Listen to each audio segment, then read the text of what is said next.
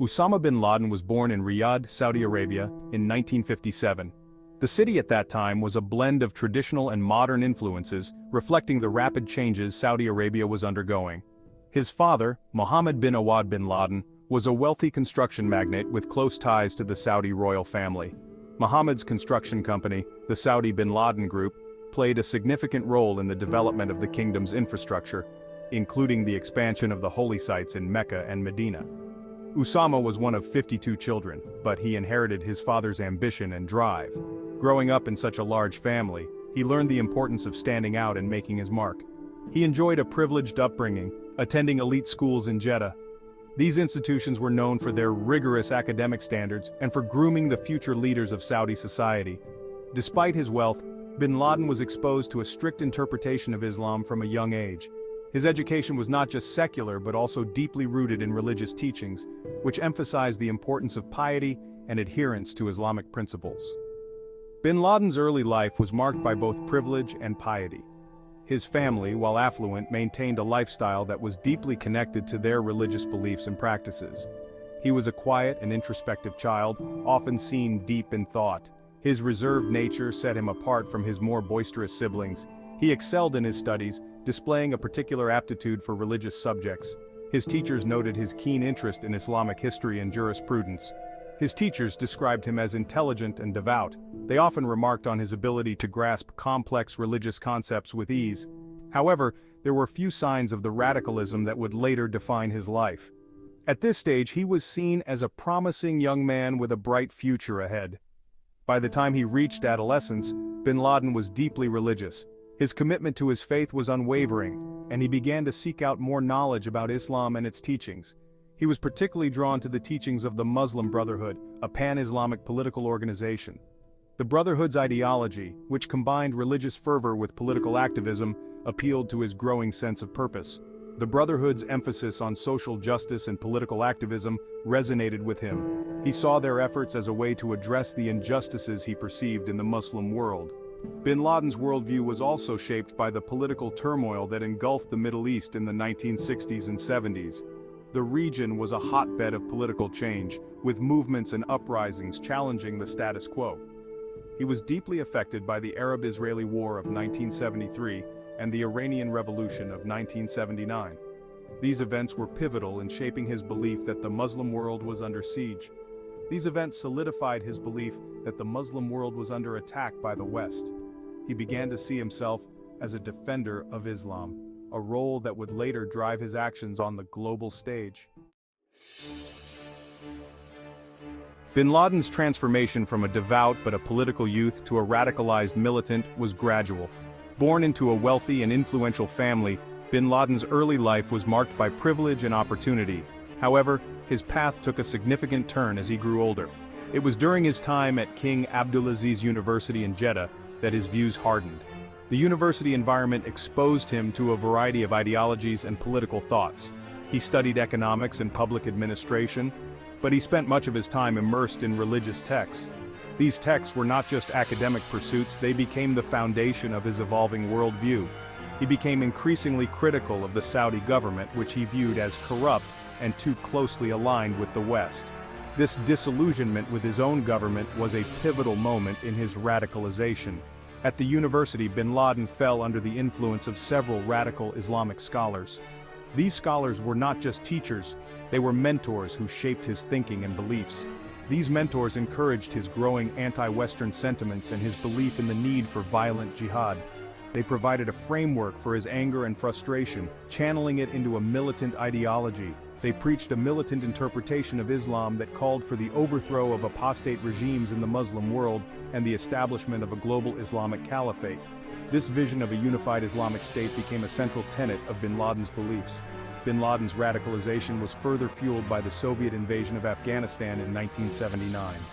The invasion was a turning point, galvanizing many Muslims around the world. He saw the invasion as a blatant attack on Islam and a call to arms for all Muslims. The plight of the Afghan people resonated deeply with him, and he felt compelled to act.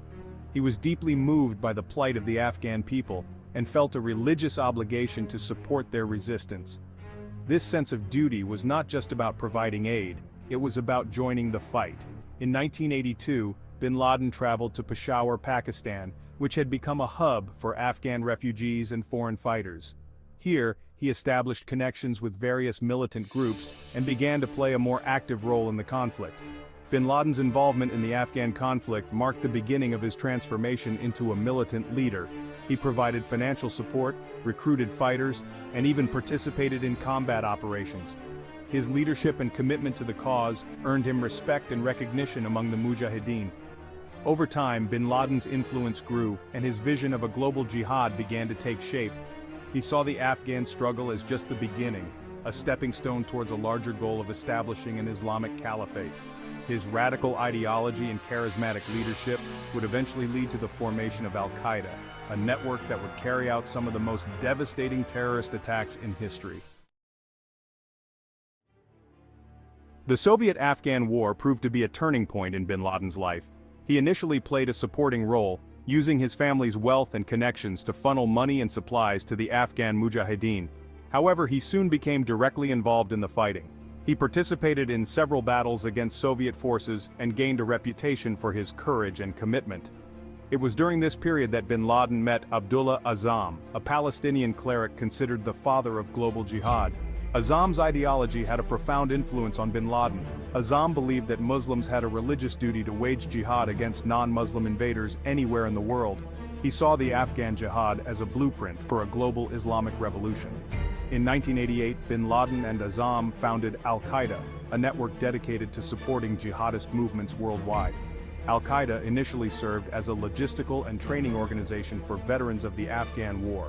However, under bin Laden's leadership, it would evolve into a global terrorist network with a far more ambitious agenda. Section 4. The birth of al-Qaeda. The collapse of the Soviet Union in 1991 left a void in the international system.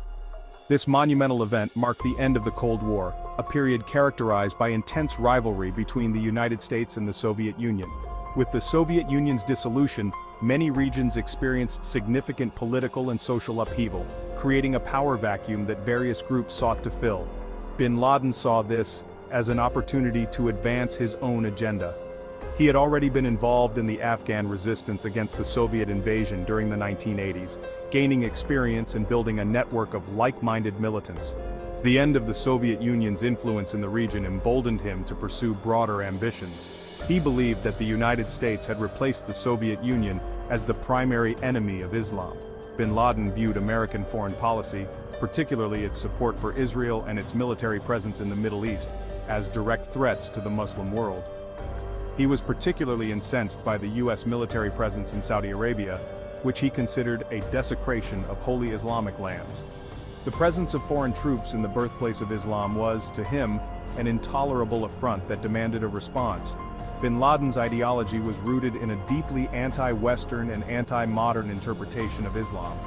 He rejected Western values and modernization, viewing them as corrupting influences that threatened the purity of Islamic society. He believed that the West was engaged in a crusade against Islam, and that Muslims had a duty to defend their faith by any means necessary. This belief was not just a political stance but a religious obligation, calling for a global jihad against perceived enemies of Islam. He issued a series of fatwas, or religious edicts, declaring war on the United States and its allies. These declarations were meant to legitimize his actions and rally support from Muslims worldwide, framing the conflict as a holy war. Al-Qaeda's early targets included U.S. military installations in Saudi Arabia and Somalia. These attacks were intended to send a clear message that American presence in Muslim lands would not be tolerated, and to demonstrate Al-Qaeda's capability to strike powerful adversaries. However, the group's ambitions soon expanded. Bin Laden and his followers began to envision a broader campaign that would extend beyond the Middle East, targeting Western interests globally. Bin Laden envisioned al-Qaeda as the vanguard of a global Islamic revolution that would overthrow corrupt regimes in the Muslim world and establish a caliphate ruled by Sharia law. This vision was not just about military conquest, but also about creating a new political and social order based on his interpretation of Islamic principles. Al-Qaeda's ultimate goal was to unite the Muslim world under a single theocratic government, erasing national borders and establishing a unified Islamic state. Section 5. A decade of terror. Al-Qaeda in the 1990s. The 1990s witnessed a surge in al-Qaeda's terrorist activities. The group carried out a series of high-profile attacks, including the 1993 bombing of the World Trade Center in New York City. The attack, which killed 6 people and injured over 1,000, marked a turning point in al-Qaeda's evolution. It demonstrated the group's willingness to strike at the heart of the United States. In 1998, al-Qaeda bombed the U.S. embassies in Nairobi, Kenya and Dar es Salaam, Tanzania. The attacks, which killed 224 people including 12 Americans, showcased the group's global reach and its ability to inflict mass casualties. They also highlighted the growing threat posed by al-Qaeda and other transnational terrorist organizations. Despite these attacks, al-Qaeda remained a relatively obscure entity to the general public. This would change dramatically on September 11, 2001. The 9/11 attacks, which killed nearly 3,000 people, would forever alter the course of history and propel bin Laden to global infamy.